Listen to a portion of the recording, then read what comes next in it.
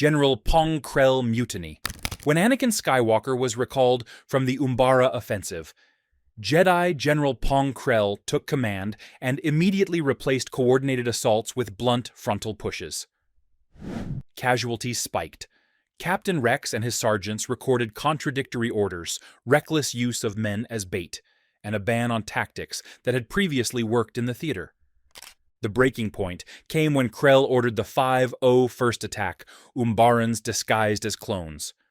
Rex halted the charge when IFF tags and voice checks proved the targets were the 212th. A ceasefire exposed that Krell's directive had driven 2 Republic battalions into each other's guns. Rex, Fives, Jesse, and other clones concluded that leaving Krell in command would destroy the entire division. They shifted from compliance to mutiny. Armories were secured, comms were locked to squad-level channels to prevent counter-orders, lifts to Krell's command level were cut, and interior doors were assigned to teams to box him in. The first arrest attempt failed. Stun volleys were deflected. Troopers were thrown by the Force. Krell broke containment and fled into the jungle. Clones pivoted to terrain control. They marked a Vixus hunting ground, carnivorous tentacle plants, and funneled Krell into it, using decoys and staggered fire to close his movement options. When the Vixus struck, squads hit with synchronized stun cable darts and nets from multiple angles, then overlapped fire just off the lightsaber line to force continuous re-aiming. Krell was dragged down and bound. Under guard, he admitted intent to defect to Dooku after engineering a disaster on Umbara to discredit the Republic and prove clone unreliability. With Umbaran counterattacks looming and no safe detention option, Rex convened an immediate execution detail. Dogma, who had resisted the mutiny until this point, stepped forward and delivered the single shot after hearing Krell's admissions, ending the threat and restoring a unified command. The clones then re-established the battle line, reopened comms to attached units, and resumed the campaign without further setbacks. Official logs described a treasonous general neutralized in the field. Functionally, it was a clone-initiated removal of command to save their comrades from destruction. Captain Howzer's stand. After the Republic's victory on Ryloth, Imperial forces under Admiral Rampart turned the occupation inward. Checkpoints at Lesu's bridges, travel curfews, and a narrative casting Cham Syndulla as a traitor. Captain Howzer, the clone officer charged with security, saw that the mission had shifted from defending civilians to coercing them. Arrests of freedom fighters expanded into sweeps of unaffiliated townspeople. Convoy escorts became perimeter lockdowns around the Syndulla family. Howzer tracked the pattern. Garrisons were ordered to treat every protest as separatist recurrence, despite the population having fought alongside the Grand Army of the Republic. He watched clones post armored carriers at marketplaces, run searches on homes with no tactical value, and prepare to fire on crowds that had once fed them during the campaign's lean weeks. When Cham and Eleni Syndulla were framed and Hera fled, Rampart directed a kill and capture net. Howzer identified the choke points and understood that a firefight there would turn the city into a kill box. He chose a public, irreversible act. He removed his helmet in full view of his platoon, stepped into the open corridor, and ordered his men to stand down. He stated the plain facts the ranks already knew.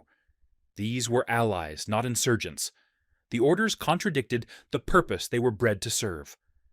Several troopers lowered rifles immediately. Others hesitated until he walked past them toward the bottleneck, making himself the first target if shots were fired. The moment converted doubt into motion. A cluster of clones stacked nearest to him placed their blasters on the deck and moved to his side. By creating a break in the firing line at the exact access corridor the rest needed to hold, he forced the garrison to choose between shooting their own captain or arresting him to reclose the line.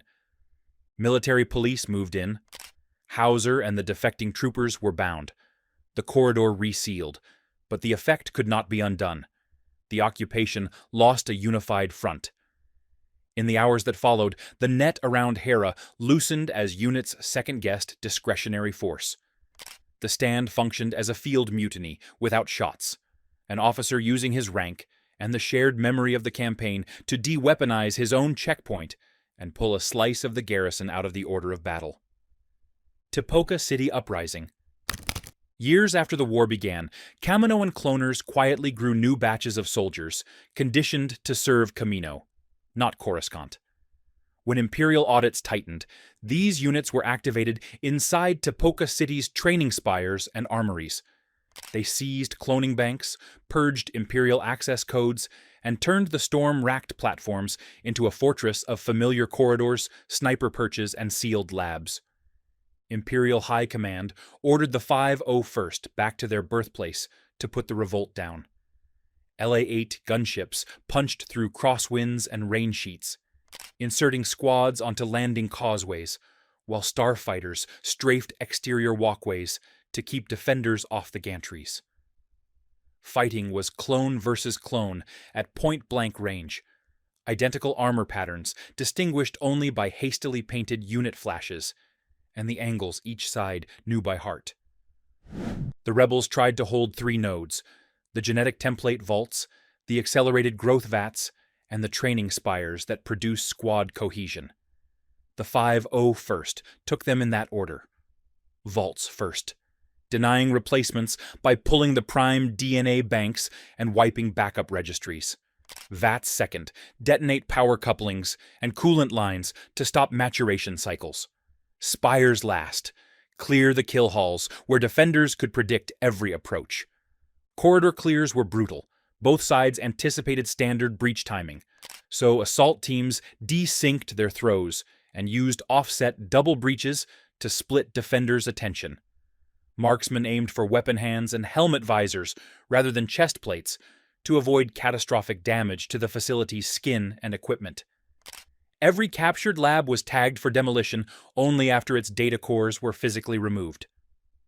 The turning point came at the Training Oversight Dome, where rebel officers used sim pods to track 501st advances and retask squads. A slice team cut the dome's uplinks, then looped its feeds.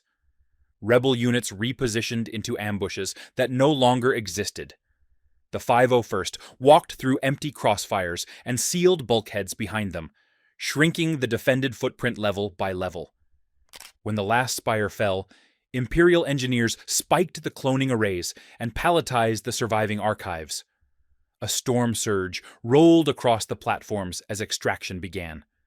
The 501st left Kamino with the vaults, leaving the city dark, its growth tanks cold, and its barracks empty. The birthplace of the clones had hosted a revolt, and clones had ended it. Clone Force 99. On Kalar, Order 66 reached Clone Force 99 mid-operation. Standard battalions pivoted immediately to kill Jedi General Deepa Bilaba and hunt her Padawan. The squad's genetic deviations, enhanced independence and problem-solving, blunted the command's effect. Hunter halted pursuit when the Padawan broke into the forest. Crosshair insisted on compliance. The team split between instinct and the literal order. Back on Kamino, the Empire's first audits began. Admiral Tarkin tested the squad's obedience with live fire evaluations, and a kill mission targeting insurgents who were civilians pressed by the Empire itself. Hunter refused to escalate force against non-combatants. Crosshair reported the refusal as insubordination. Kaminoan medtechs amplified Crosshair's inhibitor programming, turning him into an internal enforcer tasked to bring the rest in line. The breaking point was the decision to exfiltrate Omega, a first-generation female clone raised as medical staff, rather than surrender her to Imperial custody. Hunter prioritized 3 nodes to escape Tipoca City: the flight line for a ship, the training spire to misdirect pursuers with decoy drills, and the comm control to blind local tracking long enough to clear the atmosphere. During the hangar fight, Crosshair led clone squads to seal exits and cut the squad off from the Marauder gunship. Tech spiked bay doors to lock them open, preventing vacuum traps, while Wrecker created a physical lane by toppling cargo stacks into a wall that blocked incoming fire. Echo rerouted power to lift a blast door just high enough for a crawl. Omega slid under first with a weapons case. The team followed into the service spine. Pursuit continued along the platform exterior in high wind and rain. Marksmen on gantries aimed for knees and weapons hands. The squad returned fire only to disable, minimizing clone casualties. Once aboard, pre-programmed jump coordinates got them clear of Kamino's local grid. Crosshair's unit kept Tipoca City on alert status, but with the squad gone and their inhibitor response unreliable, Command reclassified them as fugitives. From that point, Clone Force 99 operated as a mobile cell, contacting clones who showed hesitation under Imperial doctrine, extracting them when possible, and passing along the only reliable fix they had learned from Captain Rex: surgical chip removal. What began as one squad's refusal on Kaller turned into a quiet pipeline moving clones off Imperial rosters before decommissioning closed those doors entirely. Gregor's sabotage. On Darrow, the Empire replaced clone cadets with raw conscripts, TK recruits, trained by clone commandos and veteran sergeants. CC-5576. Gregor recognized the shift: obedience over competence, numbers over cohesion. He quietly sabotaged the curriculum, misstated range cards, throttled live fire exposure, and rerouted drill schedules, so recruits would stall instead of becoming reliable enforcers. When Imperial oversight tightened, Gregor ran. He slipped a locator to allies, then diverted patrols by tripping false alarms through the facility's service spine. Clone Force 99 inserted, moving through hex corridors and lift stacks, while clone commandos led the pursuit. Tech cut internal cams to loop empty hallways. Echo jammed squad-level comms, so counter-orders lagged behind real positions. Extraction crossed the exterior tramway. Wind and speed turned the cars into moving firing lanes. Wrecker and Hunter laid short, staggered bursts to keep commandos from lining shots. Tech blew the coupling just as the lead car cleared the tower, dropping the pursuit back to the platform. Gregor boarded, wounded but mobile. Hunter fell during the final jump and was left behind under fire, forcing the team to break contact. Back inside, Command locked the base down and cycled out the worst TK cohorts for retraining. Proof that Gregor's sabotage had worked. With Gregor exfiltrated to Rex's network, the Darrow program lost its most effective instructor, and the Empire's first generation of conscripts left the line less prepared than their paperwork claimed. First deprogrammings. Rex brought the bad batch to Braca, because a scuttled Venator still had a working surgical bay. The ship graveyard gave cover. The med deck gave tools to remove inhibitor chips, without Kaminoan oversight. Wrecker's chip surged during prep. He turned on the squad and nearly killed Omega, forcing a live fight inside the operating room until he was stunned and sedated for extraction. One by one, Tech, Hunter, and Echo went under.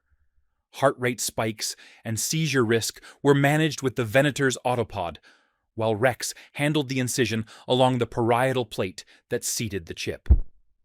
Each trooper woke disoriented, but clear of compulsions tied to Order 66. Omega watched the monitors and called out vitals, as the only conscious team member not fitted with a chip. Crosshair's pursuit unit reached Braca fast. He used the shipyard's geometry as a weapon, igniting a downed Venator's ion engine to sweep the hull with plasma wash. Tech blew the engine's mounting pylons to drop the cone clear, creating a fire break, and burning Crosshair's team through their own gambit. The batch exfiltrated through scaffolds and cableways, leaving Braca with both a method and a precedent. Clone brain surgery outside Imperial control, replicable wherever a med suite and a steady hand could be found. From that day, Rex's quiet network pointed frightened troopers to junked cruisers, hospital wings, and friendly clinics. The Braca procedure turned isolated refusals into recoveries that could hold under interrogation, because the compulsion itself was gone. Cody's negotiation. The mission brief called D6 a separatist holdout. Crosshair and Commander Cody inserted to rescue an Imperial governor from Tawny Ames, who had filled the power vacuum with local defense droids. Street fighting pushed both sides into the Civic Tower, where Cody opened a channel instead of another breach. He secured a ceasefire by acknowledging that D6 had been abandoned, and that bombing it into submission would create an insurgency, not stability. Ames agreed to trade the governor for a withdrawal guarantee. On the landing pad, the handoff was clean. Then Crosshair executed Ames on Rampart's remote order. The governor reasserted Imperial control. Cody's men reset the perimeter. Cody stood in the wind, processing that he had just negotiated peace only to be used as the bait that lowered a target's guard. Back on Coruscant, Cody walked past the recruitment posters and did not report for his next deployment. The garrison roster flagged him transferred, then inactive. In the barracks, Crosshair noticed empty bunks spreading through clone rows. Cody's disappearance functioned like a small breach in a dam. It showed regular troopers that even model commanders were leaving, rather than shooting civilians under new doctrine. The outpost. Barton IV's Alpine Depot held classified cargo guarded by a handful of clones who rotated repair and patrol without resupply. Captain Mayday requested medkits, winter gear, and reinforcements for months, and got silence. Bandits hit the convoy lanes. Command sent Crosshair to restore discipline. The crates the clones died protecting held Phase 2 stormtrooper armor, equipment for the TK recruits who would replace them. Crosshair and Mayday tracked raiders into the ice fields, recovered the crates, and crossed a collapsing glacier to get back. Mayday bled out in the march. At the gate, Lieutenant Nolan denied a medic and dressed both clones down for property loss. Mayday died on the snow beside the cargo he had saved. Crosshair raised his rifle and put one round into Nolan's chest at close range. Alarms brought troops running. Crosshair lowered the weapon and did not resist. The depot locked him in a med chair for transfer to a black site lab. Word of the killing ran through mess halls and supply stacks by rumor and courier. For the first time since Umbara, an enlisted clone had executed an Imperial officer on duty rather than comply with a lethal absurdity. The whistleblowers.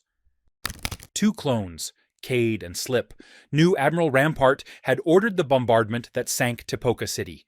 They tried official channels and hit closed doors. Senator Chuchi took their statements and asked for proof strong enough to survive on the Senate floor. Cade was murdered on a public platform by a silent shooter in clone armor. Slip ran for the underlevels and called Rex. Rex set a trap at a mid-city dock. Chuchi stood where Slip was supposed to be. The assassin, another altered clone, took the shot, missed, and fled into the maintenance rails. Rex and Chuchi cornered him in a service bay.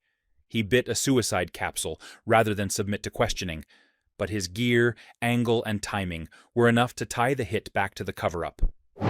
On the floor of the Senate, Chuchi revealed the Venator logs that Slip and Rex had pulled from a sealed bay. Rampart's program to replace clones accelerated under the guise of accountability.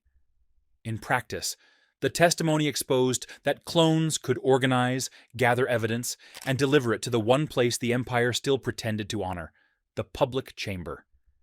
It was a rebellion cell in the capital, and it forced the regime to change tactics, not the truth. Skirata's desertion. On the margins of the war, Cal Skirata and his Null ARC troopers stopped waiting for permission to save their brothers. They abducted Kaminoan scientist Ko Sai for anti-aging research, hid her works, and began lifting clones out of Republic service through forged orders, dead drop codes, and fast transports to the Mandalorian stronghold of Kirimorut. Operations targeted 3 choke points: medbays where accelerated aging clones failed fitness checks, training depots where defectives were queued for disposal, and transport hubs moving wounded to facilities that never returned them. Nulls in officer armor got squads past scanners. Commandos in ground crew coveralls rolled gurneys straight onto freighters. Each success removed not just a soldier, but also his records, severing the administrative chains that made a man property. By war's end, entire households on Mandalore held dining tables full of former commandos and ARC troopers learning civilian names. The Republic called it desertion. Inside those farmsteads and safe houses, clones called it survival, and they armed to ensure no retrieval team would turn their families back into case files.